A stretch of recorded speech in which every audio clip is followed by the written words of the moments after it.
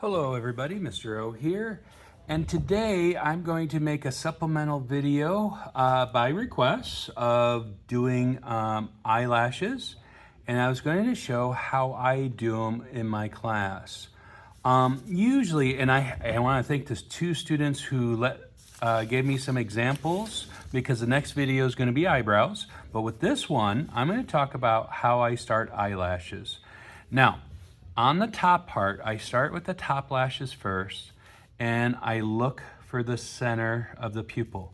This young lady, I forgot what it's called, but when the pupil, it looks like it's leaking, it's a very large pupil, and it looks like it drips.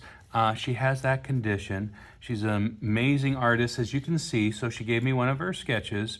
So usually we'll get more complete before we worry about like doing the lashes. I always suggest like lashes and eyebrows held for last. But what I do, and this is a different picture of a person, it's just a random person.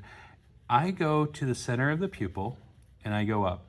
As you can see, the lashes are very small, which is perfect. That's why I like this picture. And then they get very long. So I can kind of show you both type of lashes.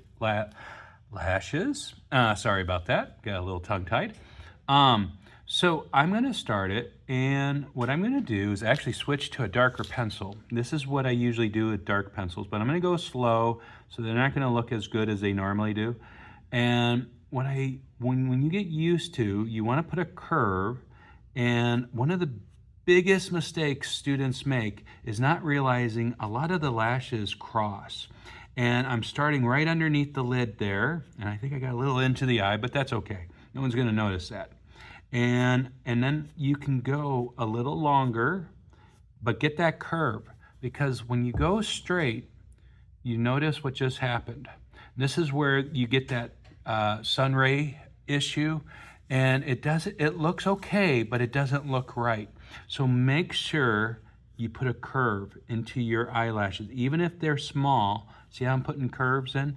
And then when you get to longer ones, it usually goes the direction.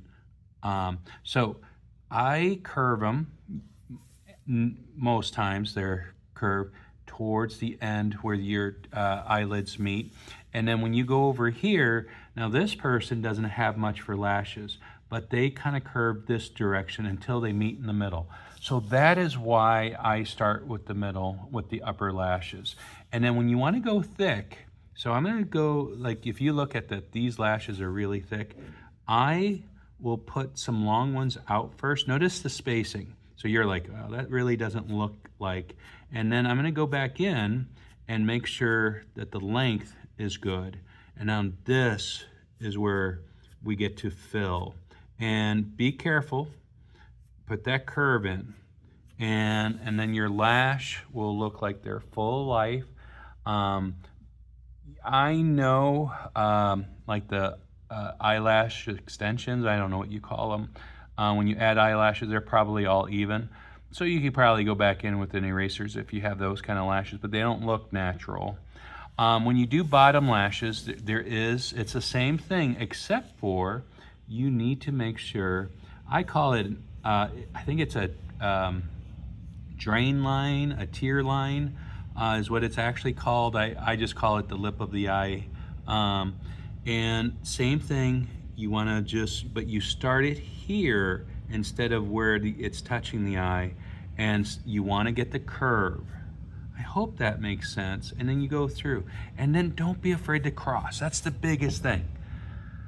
So thank you for joining me, and more importantly, you are beautiful.